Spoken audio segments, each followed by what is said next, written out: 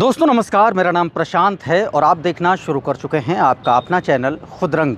मैं इस वक्त बहुजन समाज पार्टी कार्यालय के ठीक सामने खड़ा हूं। मेरे पीछे बहुजन समाज पार्टी कार्यालय का मुख्य गेट है और अभी मैं बीएसपी सुप्रीमो के आवास की तरफ से भी होकर के आया।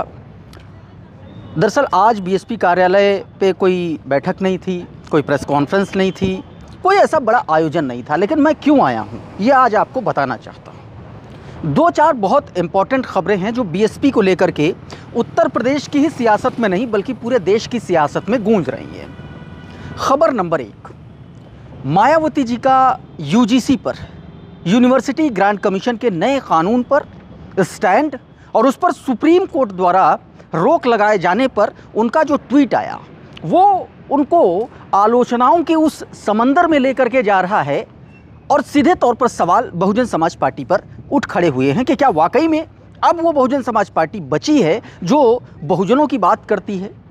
आज बात उस पर करेंगे क्योंकि कुछ ऐसे तथ्य और कुछ ऐसी बातें हैं जो मुझे लगता है कि जो ट्वीट बहन जी ने किया है उस ट्वीट का जो निहितार्थ है वो भविष्य के गर्त में छिपा हुआ है। और तमाम सारे ऐसे जो चिंटू हैं जो 5 साल 10 साल 8 साल से ट्विटर पर सोशल मीडिया पर जो लोग एक्टिविज़म करते हैं उनको लगता है कि दरअसल एक्टिविज़म और पॉलिटिक्स दोनों एक जैसे होती हैं, तो ऐसा नहीं है। आज उस पर बातचीत करते हैं। दूसरा, उत्तर प्रदेश के विधानसभा चुनाव से ठीक पहले, और ये बात मैं इसलिए कह रहा हूँ क्योंकि अभी फरवरी के लास्ट या फिर मार्च के पहले सप्ताह से होली के आसपास आकाश आनंद की सक्रियता आपको उत्तर प्रदेश में दिखने लगेगी। तो ये 2-3 बहुत इंपॉर्टेंट खबरें हैं। सबसे पहले बात बहन जी के उस ट्वीट से करता हूं क्योंकि गर्मी इसी बात को लेकर के उत्तर प्रदेश में बनी हुई है और गर्मी बने रहना स्वाभाविक भी है। सबसे पहले उस ट्वीट पर बात कर लेते हैं जो बहन जी ने किया सुप्रीम कोर्ट द्वारा chief justice of India justice Suryakant, जिनके नाम के आगे अब शर्मा लगाया जाने लगा है, तो उनके उस फैसले की बात कर लेता हूँ। उस फैसले ने रोक लगा दी यूजीसी के नए नियम को लेकर के। नया नियम क्या था ये बताने की ज़रूरत नहीं है, आप सब जानते हैं। उस पर यह भी खबरें आ रही हैं कि ओबीसी समाज, एससी एसटी समाज जो है बड़े आंदोलन की ओर बढ़ने की तैयारी कर रहा है। अब ये खबरें कितनी पुष्ट हैं इसकी मैं पुष्टि नहीं कर सकता, लेकिन इस तरीके की चर्चाएँ चल रही। बहरहाल बहन जी का ट्वीट आपको मैं पढ़ के सुना देता हूँ, आप अपनी स्क्रीन पर भी देख पाएंगे। बहन जी ने लिखा कि विश्वविद्यालय अनुदान आयोग यानी कि यूनिवर्सिटी ग्रांट कमीशन यूजीसी द्वारा देश के सरकारी और निजी विश्वविद्यालयों में जातिगत घटनाओं को रोकने के लिए जो नए नियम लागू किए गए हैं जिसमें सामाजिक तनाव का वातावरण पैदा हो गया है, ऐसे वर्तमान हालात के मद्देनज़र रखते हुए माननीय सुप्रीम कोर्ट का यूजीसी के नए नियम पर रोक लगाने का आज का फैसला उचित कोट अनकोट ये बात बहन जी ने लिखी है। बस इसी उचित पर संग्राम मचा हुआ और इसी उचित के भविष्य के गर्त में छुपे हुए निहितार्थ मैं आपको बताने की कोशिश करूंगा। आगे लिखा है, जबकि देश में इस मामले में सामाजिक तनाव आदि का वातावरण पैदा नहीं होता अगर यूजीसी नए नियम को लागू करने से पहले सभी पक्ष को विश्वास में ले लेती और जांच कमेटी आदि में भी अपर कास्ट समाज को नेचुरल जस्टिस के अंतर्गत उचित प्रतिनिधित्व दे देती। देखिए ये बात जो है ना ये इसलिए ज़्यादा इम्पॉर्टेंट है क्योंकि यूजीसी का नियम, इसमें कोई दो राय नहीं है कि जो पिछला नियम था उसमें एससी और एसटी यानी कि आदिवासी और दलित समाज के लिए पहले से उस तरीके के नियम लागू थे और लागू हैं और लागू रहेंगे, उस पर कोई बदलाव नहीं आया। पहली चीज़ मैं यहाँ पर क्लियर कर दूँ। दूसरी सबसे बड़ी इम्पॉर्टेंट बात जो जिक्र किया, रोक लगाने का फैसला उचित। तो देखिए एक बात मैं फिर से आपको बता दूं, सामाजिक कार्यकर्ता के तौर पर काम करना एक अलग चीज़ है, एक संगठन, एक पार्टी, एक राजनीतिक दल चलाना दो चीज़ें हैं। आप किसी समाज के उत्थान का काम तभी कर सकते हैं जब वो समाज राजनीतिक भागीदारी में आएगा, और राजनीतिक भागीदारी के लिए बहुजन समाज पार्टी 2007, 2012, 2017 और 2022 और 2024 लोकसभा और विधानसभा चुनाव सब मिला लें तो लगभग 2007 के बाद से 5 बड़े चुनाव निपट चुके हैं और बीएसपी लगातार अपना जनाधार खोती जा रही है। बहुजन समाज का जो वोटर है वो उससे इंटैक्ट है, लेकिन पिछले चुनाव में वो वोटर कहीं ना कहीं छिटका था। उसका तर्क चाहे जो दिया जाए, चाहे संविधान बदलने की बात कही जाए, चाहे आरक्षण खत्म करने के नाम पर छिटकने की बात कही जाए, लेकिन एक सच ये है कि बीएसपी को उस चुनाव में बड़ा झटका लगा था।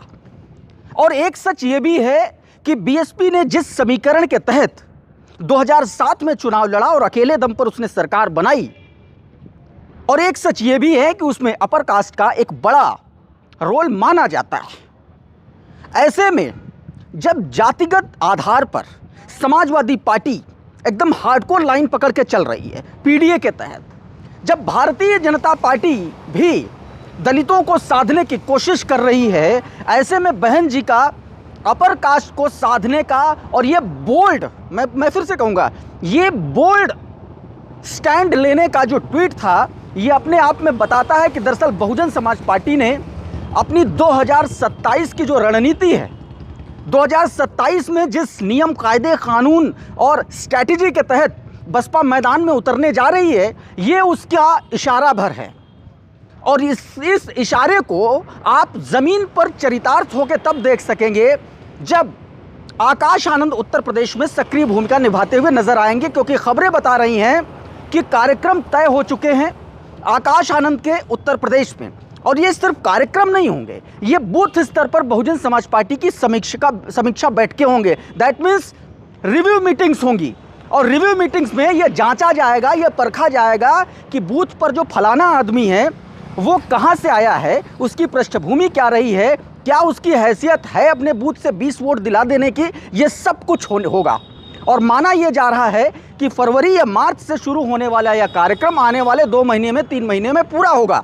और उसके बाद बहुजन समाज पार्टी उत्तर प्रदेश में नए सिरे से उसी फीडबैक के आधार पर अपनी व्यूह रचना 2027 की तैयार करेगी। पहली चीज ये यूजीसी का फैक्टर। अब 2 चीजें हैं, देखिए, सपोज करिए, क्योंकि भारतीय जनता पार्टी में योगी आदित्यनाथ वर्सेस नरेंद्र मोदी, दिल्ली वर्सेस लखनऊ का जो टसल मचा हुआ है, उत्तर प्रदेश की राजधानी लखनऊ में बैठा हुआ हर पत्रकार ये बात जान रहा है और समझ रहा है। शंकराचार्य के मसले पर किस तरीके से अमित शाह ने अहमदाबाद से ये सीधा बयान दिया कि जो संतों का अपमान करेगा वो सरकार सत्ता में नहीं लौटती है, तो ये सीधे तौर पर इशारा माना गया कि योगी आदित्यनाथ के लिए एक ऐलान था अमित शाह द्वारा। यानी कि दिल्ली वर्सेस उत्तर प्रदेश का टसल चल रहा है। दिल्ली नहीं चाहती कि योगी आदित्यनाथ एक बार फिर से उत्तर प्रदेश में सत्ता की कुर्सी पर काबिज हों। दूसरी तरफ समाजवादी पार्टी और कांग्रेस के बीच में जबरदस्त टसल है, और माना यह जा रहा है, दावा यह किया जा रहा है कि यह गठबंधन 2027 में नहीं होगा। योगी आदित्यनाथ केंद्रीय आलाकमान भाजपा की एक तरीके से आप कह लीजिए कि उनकी पसंद रह नहीं गए। कांग्रेस और समाजवादी पार्टी में विखंडन जैसे हालात हैं। खबरें तो ये भी हैं कि समाजवादी पार्टी ने अपना काम भी शुरू करवा दिया है किसी पीआर कंपनी को हायर करके, और खबरें ये भी हैं कि कांग्रेस पार्टी और बहुजन समाज पार्टी के बीच बीते दिनों जो कुछ भी वार्तालाप या इशारों में बातें हुई और उसमें जिस तरीके से एक नरम रुख समझ में आ रहा है, तो ये बातें लगातार कही जा रही हैं, समझ में आ रही हैं कि कहीं ना कहीं 27 का जो पूरा का पूरा समीकरण है वो आने वाले वक्त में एक नई दिशा के तौर पर नज़र आने वाला है। मैं ये बिल्कुल नहीं कहूँगा कि ये किसी गठबंधन की बात हो रही है, या मैं ये भी नहीं कहूँगा कि ये कांग्रेस के साथ गठबंधन की बात हो रही है, लेकिन जो स्थितियां उत्तर प्रदेश में राजनीतिक बन रही हैं वो 2 बातें साफ करती हैं। बिना गठबंधन के समाजवादी पार्टी सरकार बना नहीं सकती, और भारतीय जनता पार्टी का केंद्रीय आलाकमान योगी आदित्यनाथ को पसंद कर नहीं रहा है। ऐसे में उत्तर प्रदेश में सवर्ण वर्सेस ओबीसी के बीच में चल रहे टसल के बीच बहन जी का ये ट्वीट करना, ये उनकी आने वाली रणनीति का इशारा करता है, और यही वो खाली स्पेस है जो बहुजन समाज पार्टी को सत्ता तक पहुंचा सकता है 2027 के महासंग्राम में। उम्मीद करता हूं हमारा ये वीडियो आपको पसंद आया होगा। इस वीडियो को आप अपने दोस्तों के साथ, अपने परिचितों के साथ ज़रूर शेयर कर दीजिए। जाते जाते एक और इन्फॉर्मेशन दे देता हूं, बहुजन समाज पार्टी कार्यालय पर तमाम सारे लोगों का आना जाना भी है। खबर यह है कि बुंदेलखंड, पश्चिमी उत्तर प्रदेश के बहुत सारे लोग आज बहन जी से उन्होंने मुलाकात की है, कई अहम मुद्दों पर चर्चा भी हुई है। हालांकि क्या क्या चीज़ें हुई अंदर इसकी जानकारी नहीं है, लेकिन एक बात है कि बहुजन समाज पार्टी कार्यालय पर चहलकदमी, हलचल जो है तेज है। इस वीडियो में बहरहाल इतना ही। बहुत बहुत शुक्रिया, बहुत बहुत धन्यवाद। आप जुड़े रहिए आपके अपने चैनल खुद रंग के साथ। नमस्कार।